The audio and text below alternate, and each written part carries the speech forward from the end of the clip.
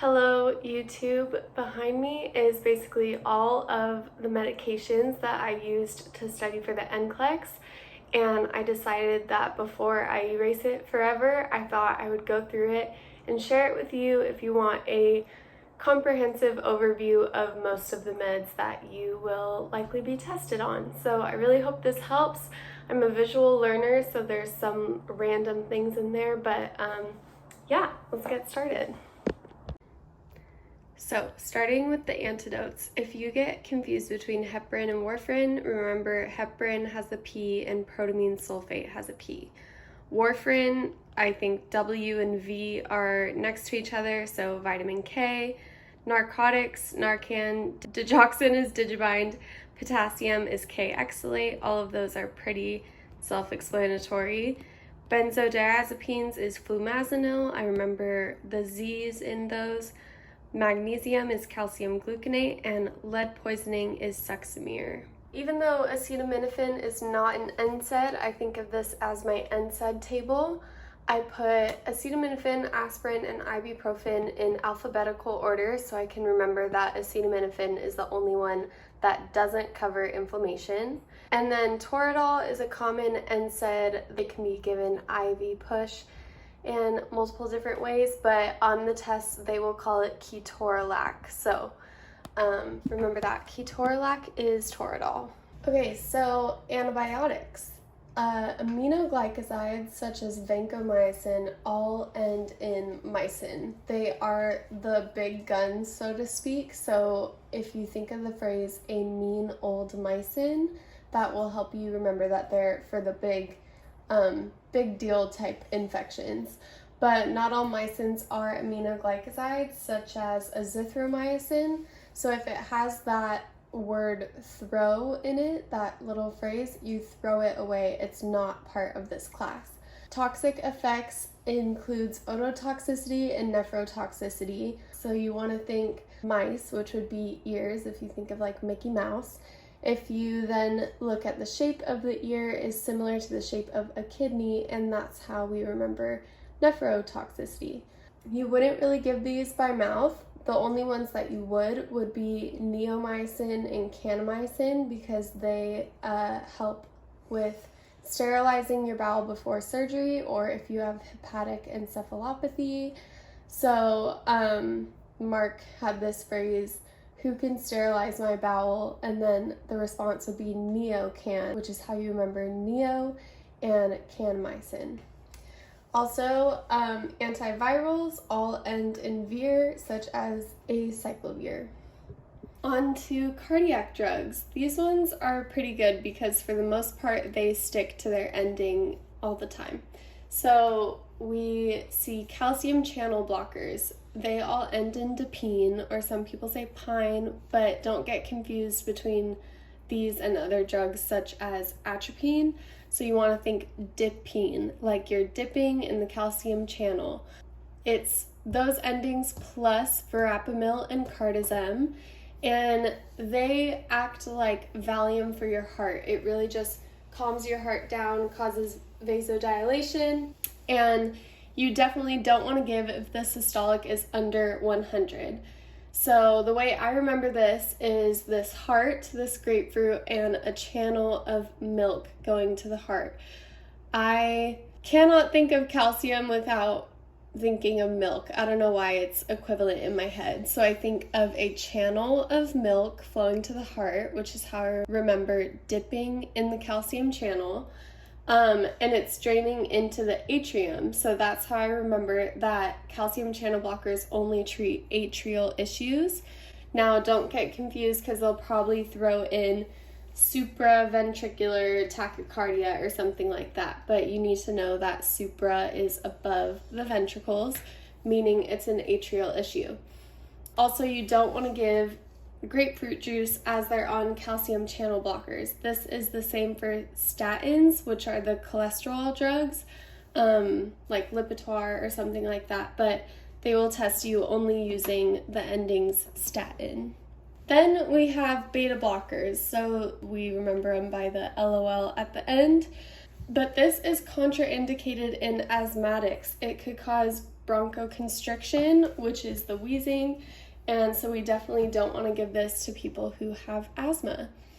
Then we have ACE inhibitors, which all end in pril, and this should be adjusted if they have renal impairment. I didn't see many questions on that, but I thought I would throw that in. The big thing to remember with ACE inhibitors is ACE-I, so you want to think angioedema, cough, which is this really dry cough, like a nighttime cough, and excess potassium.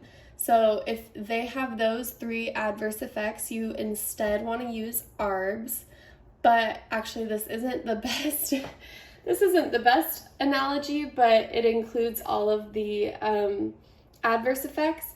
But ARBs also cause excess potassium. So it's a little bit confusing. You don't want to give ARBs in this case, but you would in these two cases. But this is just a way to remember all of the adverse effects in one area, or at least the big ones that they will test you on. So what are ARBs? They're the angiotensin receptor blockers.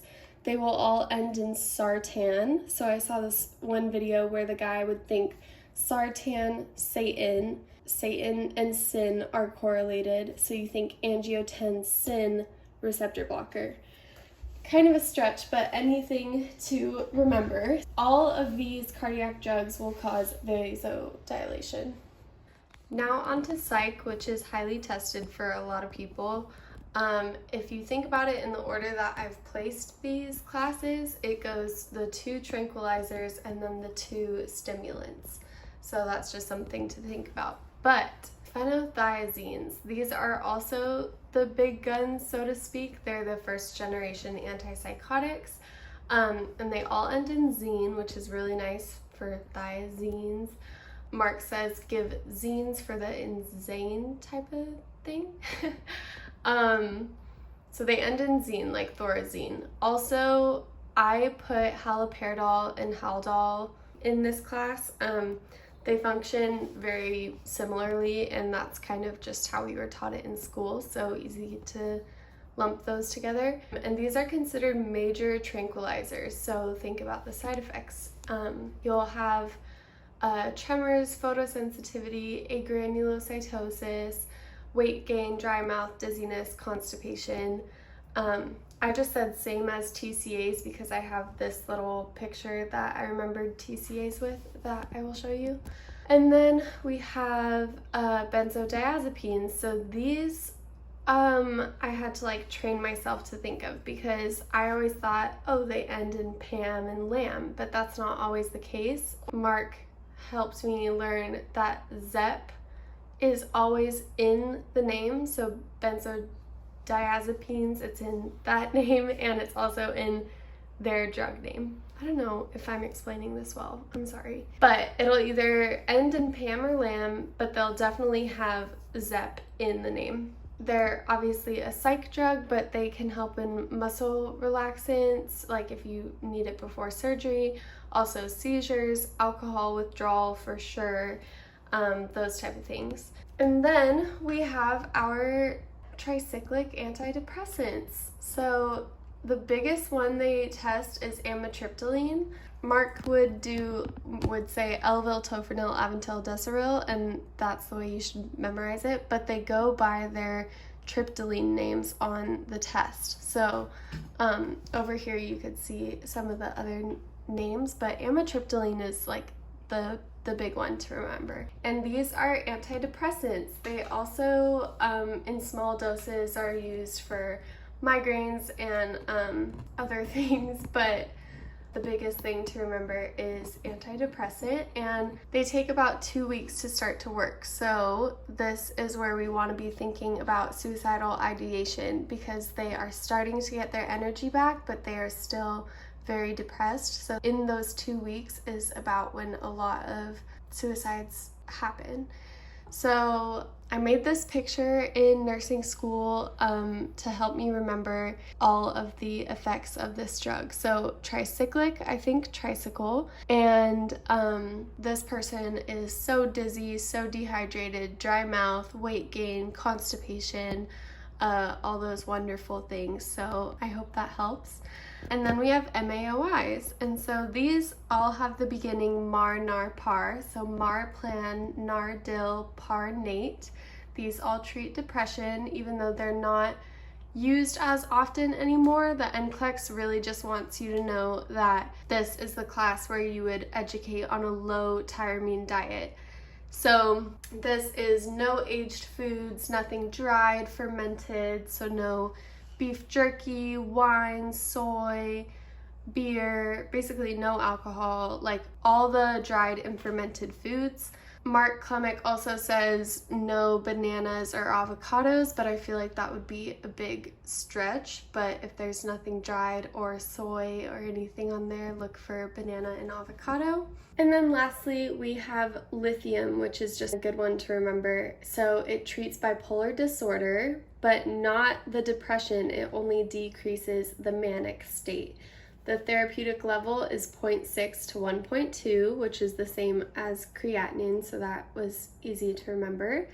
On that same theme, you should know that it acts like an electrolyte, so you really don't want to restrict the salt that is in this person's diet already. And the toxic level is 2+. It's basically anything over 1.2, but they won't give you any number in between 1.2 and 2, so just think above 2. And the adverse effects are headache, anorexia, memory loss, confusion, tremors, metallic taste would be a big one, and obviously severe diarrhea. They're losing their electrolytes, and so that just perpetuates the issue. And but regular side effects would be like peeing, pooping, and paresthesia. Next we have our insulins. So I know this is probably out of order from what you learned it in, but this format helped me a lot. So starting with regular, if you think R for regular, you should also think it can be given rapidly. You can run it IV, and it is a clear solution. NPH is basically the opposite, and so you don't give it IV. It's not clear. It has particles in it, so it cannot be hung by IV. So if I think about these two first, you notice that for onset, peak, and duration, it goes 1, 2, and then you go by twos. So 2, 4, 6, 8, 10, 12.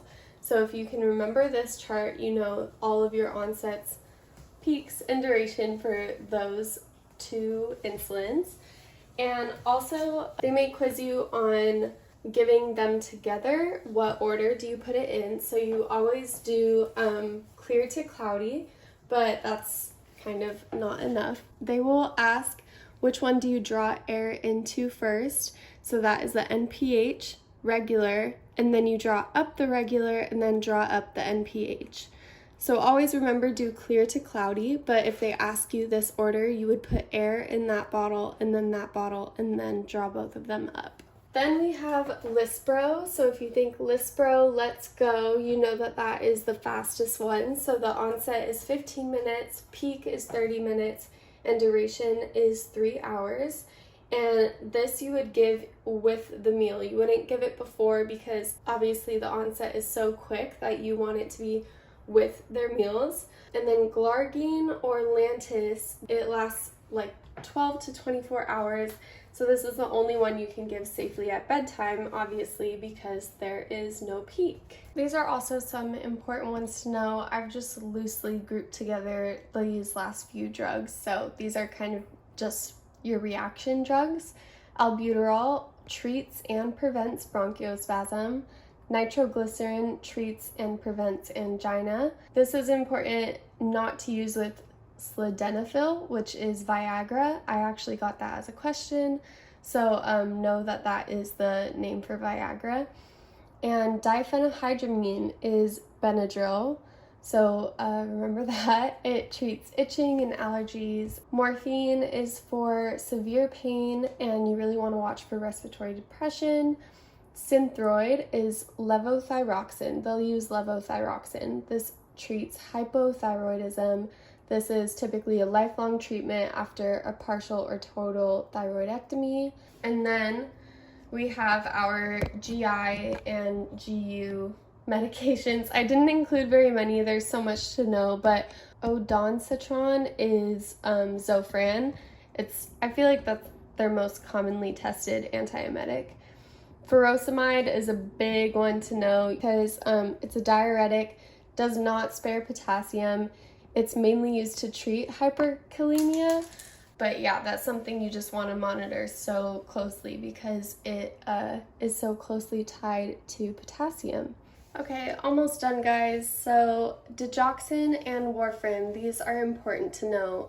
Both are anticoagulants. Digoxin works immediately and its therapeutic levels are 0.8 to 2.0 and toxic level is greater than or equal to 2.4. I could not remember this for the life of me. I kind of just decided anything above 2 is toxic, same for lithium. So I would think of the X in digoxin and then I would draw a greater than and 2 on the side. So I hope that helps. I know that's kind of lame, but I couldn't remember it at all. So then we have the signs of digoxin toxicity. The biggest ones are nausea, vomiting, anorexia, and arrhythmias, and this could honestly be fatal, so know your therapeutic levels. And you wouldn't give if the pulse is under 60 beats per minute. Then we have warfarin, which I don't know if I said this, you can take them simultaneously in the hospital because it takes about 5 to 7 days to take effect. So people will likely go home on warfarin. Digoxin I think of more as this in-hospital preventative of DVTs and other complications, but they could go home on warfarin. You monitor for foods high in vitamin K because, like we said, vitamin K is the antidote to warfarin. But you wouldn't tell them to take out all foods with vitamin K because that is a lot of healthy foods, your dark leafy greens, that type of thing.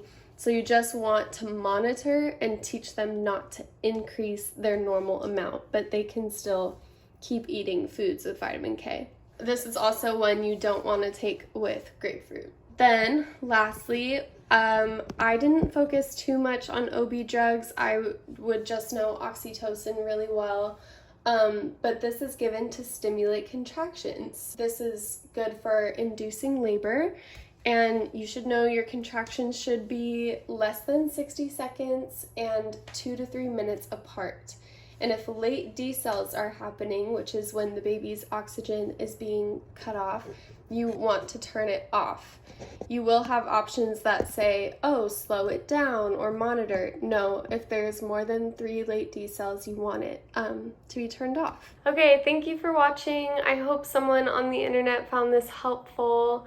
I only made it through the Nclex by Googling and YouTubing random things, so I really hope this gets to someone who needs it, and good luck on your test.